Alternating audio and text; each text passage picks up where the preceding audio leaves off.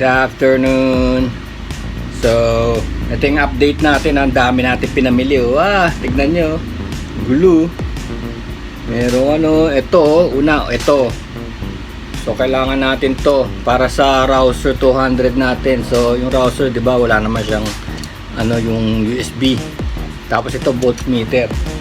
Ayan may wire yan. Tapos, testingin natin. Tinesting ko na to kanina. Papakita ko sa inyo kung lang nasa 300 no? So meron akong battery dito, kakabit natin to. Kunwari battery ng nung motor. So talagang mag-iiba na yung itsura ng motor, hindi na siya magiging pang adventure na talaga siya, kasi kailangan ko tong mga to kailangan ko to sa long rides So yan, may switch sa likod tignan nyo. Pag sinwitch mo, ayan, lalabas yung voltage. Tapos ito na yung mga USB nya, 1 and 2. Tapos may sarado for a little bit of waterproofing. Ayan. So tapos kakabit mo sa manibela. Ayan, meron siyang ganyan.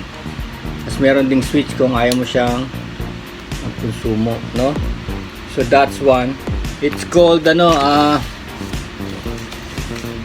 double USB with voltmeter. So yung voltmeter, makikita mo kung may nanghihina na rin yung battery mo. Ayan So yan.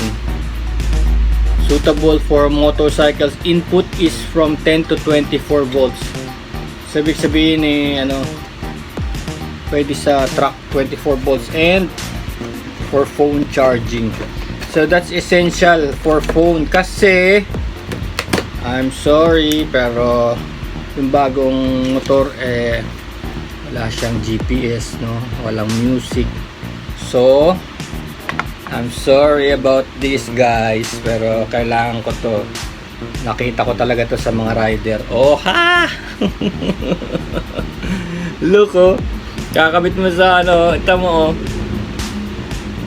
Sorry, pero kailangan ko yan kasi di ba muulan minsan, tapos mainit, minsan di mo rin makita, di ba? So nakita ko to sa mga sa mga Grab driver. Nakita ko yung sombrero na to. Tapos 100 something lang pala, no? So kung hindi nagrereklamo yung mga yung mga Food Panda o Grab rider, alam mo, kung hindi sila nagrereklamo sa itsura nito o sa design nito, ibig sabihin effective siya. Dati nga bago lumabas to, alam mo kung meron umbrella, may maliit na umbrella, pero mukhang mas maganda to. Mukhang mas maganda, tsaka lumalabas to para 100 pesos lang. Tapos meron siyang tatlong design, merong white, may all white, may blue, may baby blue. So ito yung ito yung least offensive. Actually pwede pang sombrero ng aso to So dito na yung music. Of course kailangan ko ng charger, no? Kaya meron yung isa, no? Baka pwede pa to sa aso Kaya lang wala palang support sa ulo. Siguro pang picture lang. Pero ang cute niya. So kailangan natin to, guys. Sorry. Ewan ko lang kung naitsura, no? Grabe, no? Parang naka race bike ka tapos may ganyan. Pero kailangan Ito yung box niya, Do not be afraid of the sun and the rain. Mobility, phone holder, helmet. Ayan yung instructions. Tapos ayan, 52 grams, all plastic. Pa iba yung blue and white. So okay siya, guys. Sorry kung gano'n ang kalalabasan ng motor natin, pero kailangan ko talaga yan. Of course, sabi ko sa inyo, malabo ilaw. Binili ko to. Ito, auxiliary lights with fan.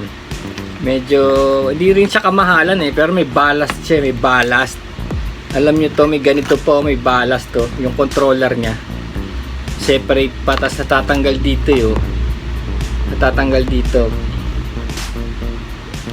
May disconnection dito.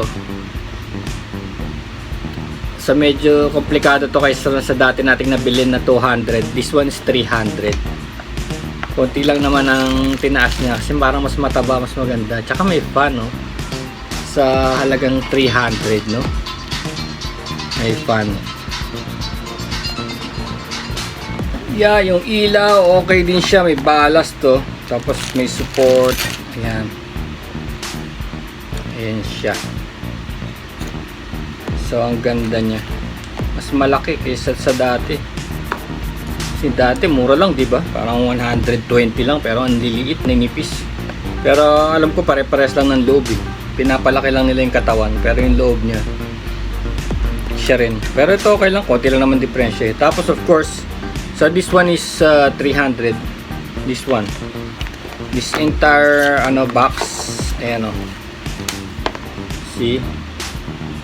This entire box is just 300. Tapos kailangan ko na switch, Domino. Bumili na ako ng magandang brand to, kinakabit sa side mirror para dito sa lights na to. So pagbaba yellow, pagtaas white, ganyan.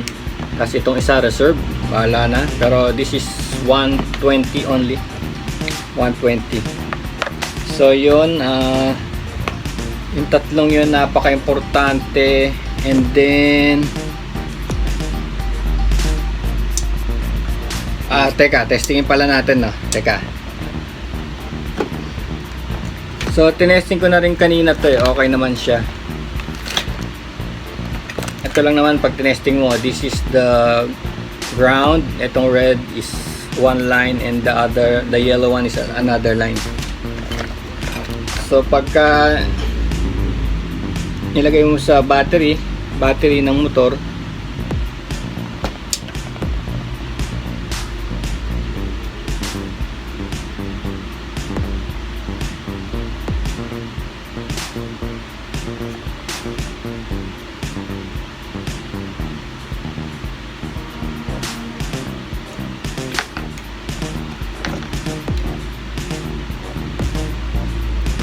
so yan o.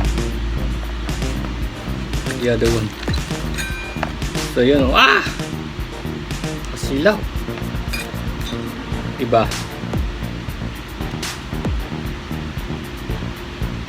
The other one's yellow.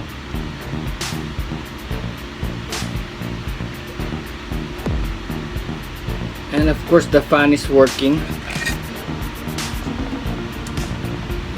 Tapos yung niya talagang straight na ganun, yung kanyang beam. So magandang klase ito. Yung dati kasi di ba 120 lang. Ito 300. So that's fine. Kailangan ko to pag nasa bundok na. And of course, bumili ako nung sa box, yung sa utility box, kailangan ko yun. Sabi nila maganda raw, malinis sana kung walang box, parang race bike, pero kailangan ko talaga yun. Una-una pag umulan, kailangan ko ipasok yung mga electronics dun sa box, sa U-box. Tapos yung coat, kailangan ko yun. Ako, muntik na akong manginig dun dati sa Cordillera nung kalimutan na magdala ng raincoat. Nako, ang lamig ng tubig, ang lakas ng hangin, no? So hypothermia, pwede ka mamatay.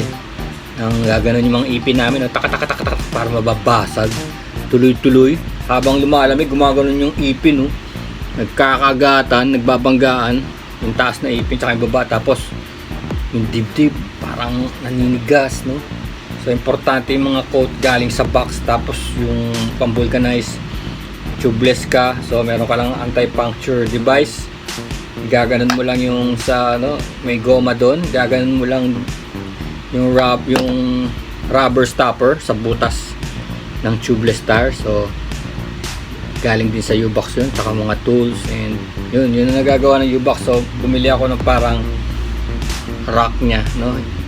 Auxiliary box rack. And then dahil sa sobrang tooling nya, no, bumili rin ako ng ito. So ang original parts pala to, no? Original parts ng Rouser, pero it's tawag nila dito crash guard ni, pero ang tawag ko dito is leg protection. Kaya nga nakalagay sa kanya leg guard. See? Leg guard ang tawag sa kanya sa India, hindi crash guard. Kasi yung crash guard parang pinoprotektahan mo yung motor eh. Yung leg guard is parang pinoprotektahan mo yung legs. So yun ang tawag ko rin dito, leg guard. Diba? Kasi itong unang tatama pagka sobrang bilis mo. So that's left. So that's left and right. Ayan, pag ganyan. So it's better to plan ahead, ano, kasi minsan kapag sobrang tuli ng motor, kasi yung motor matap ng 140, kaya kailangan mag-ingat na. So yun ay kakabit natin, no? So yung sa rack, yung rack ng box di pa dumarating, baka bukas pa, kaya yung isang susunod nating video is yun ang gagawin natin, papakita natin kung paano ikabit itong mga to. Pero syempre okay, kulit to. Yes yo. Sige, ilang muna. Peace.